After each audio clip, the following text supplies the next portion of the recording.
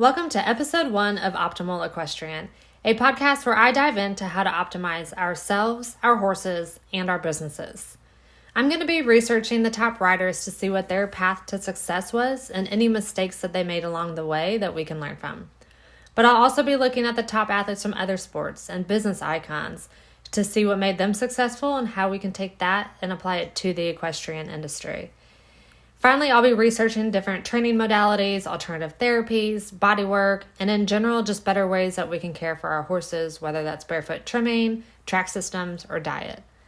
But this first episode, I wanted to give you an introduction to myself and how I got here. So my name is Claire, and I grew up with your typical horse girl story. I did not come from a horsey family, but ever since I could talk, all I ever talked about was horses. When I was around 10, my parents got me riding lessons, which led to my first horse, and all through my younger years, I was an eventer, and I evented up through training level. I ended up going to a 4-year university where I got a bachelor's degree in equine administration, and they did not have a event team there, so I switched to dressage, and I basically stayed there ever since. After my degree, I went and studied equine massage, and then I eventually ended up managing a very large vet clinic that mainly did repro work. And I was in charge of a staff of up to 20. And then during breeding season, we would have up to 120 mares on the property where I oversaw their daily care. So I worked there for about 5 or 6 years. And then I met my husband, and his job transferred him to North Carolina. So I quit my job and moved out here with him. We ended up buying a little farm, and at this point I had a yearling, and so I wanted to get another horse to keep him company and something that I could ride in the meantime until my young horse was ready to get started. So I ended up getting an off-the-track thoroughbred, and he was the most docile, sweet, loving horse you could ever imagine. After about a year of riding him, he randomly went into this big bucking fit, and I fell off, got a concussion, and I don't remember anything before or after for a few hours. So we started trying to figure out what caused him to do that. So we got him a custom saddle, we changed his strength training routine, added some more like poles and hill work and stuff like that. But over the next year or two, he went into 2 more bucking fits. So we ended up x-raying his back and found that he had kissing spines.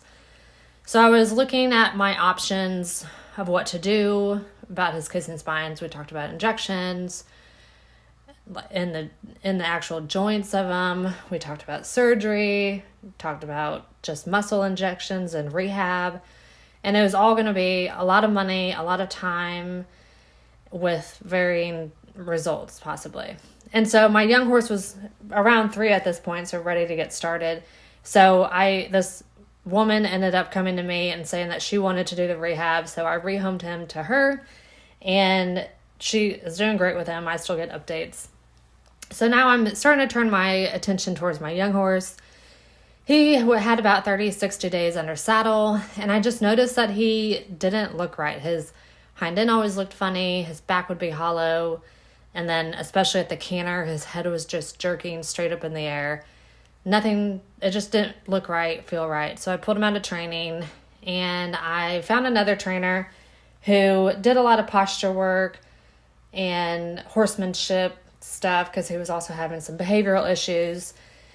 And she had him for a little while and agreed that he just wasn't feeling 100%, that she thought we needed to look into some kind of vet intervention at that point. So we had the vet out, and he agreed he had some hind end abnormality, like lameness abnormalities. He also failed a neuro exam. So we tested him for EPM and Lyme, and those came back normal. And so the vet thought, well, maybe let's just shockwave his hind end where it looks funny. And so we shockwaved, and there's minor improvements. We tried going on with his conditioning, but he just wasn't 100% right. So I took him to another vet who specializes in hard to diagnose lamenesses, and she thought that he had some iliopsoas spasm that was causing the issues in his hind end. So we did a bunch of muscle and nerve injections, and again, some minor improvements for a little while, and then he just was not right.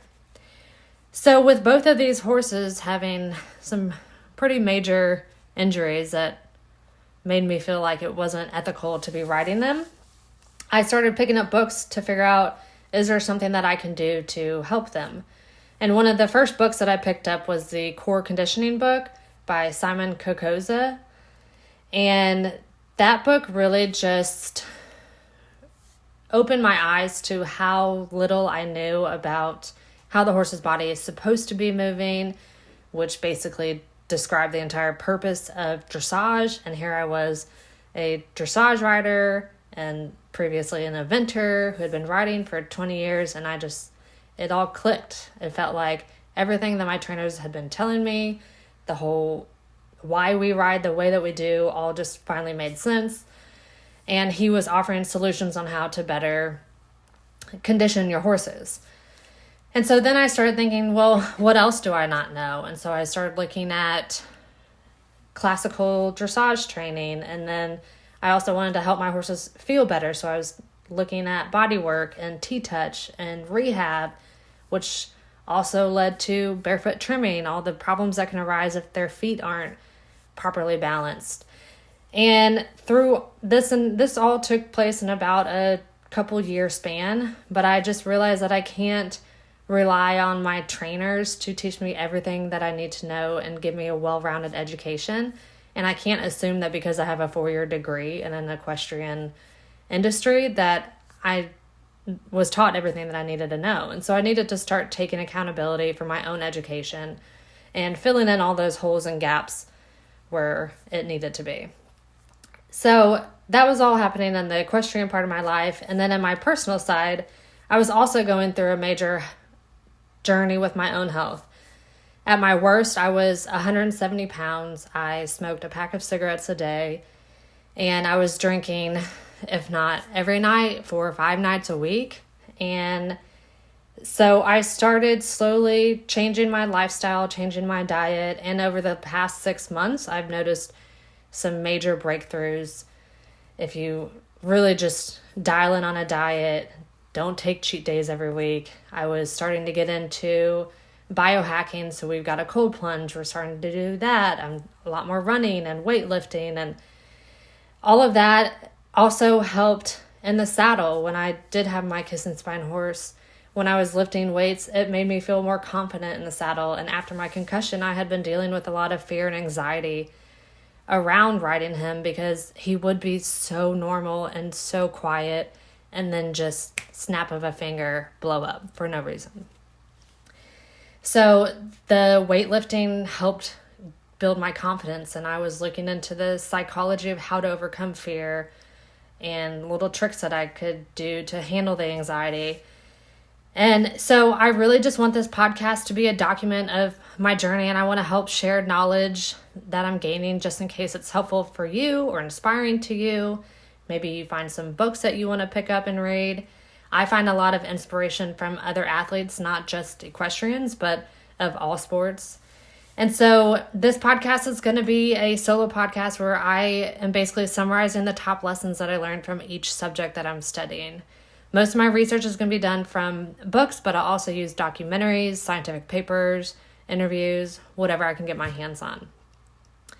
And I want you to realize in this podcast that you can go out and find information without a bunch of money. There are a lot of resources behind paywalls, and I think those are fantastic. I've used plenty of them, and I'll go into each of those within the subjects. But you can also, they learn the information somehow, and so you can go out and find those books for free or cheap. I rent a lot of books from my library.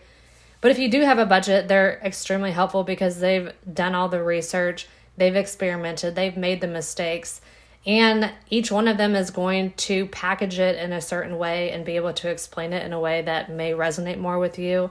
Just like I've probably had trainers in the past try to tell me about how the horse's body is supposed to move. But Simon's book really, the illustrations in it really hit home in the way that he describes how the hind end moves up through the back and into the front end. It all just made sense and clicked to me. And so if any of this is of interest to you, then stay tuned. The first episodes will be available anywhere that you get podcasts. They'll also be on YouTube at Optimal Equestrian. And I also have an Instagram at Optimal Equestrian where you can stay up to date on the latest drops. So I will see you all next time where we will dive into buck Brannaman.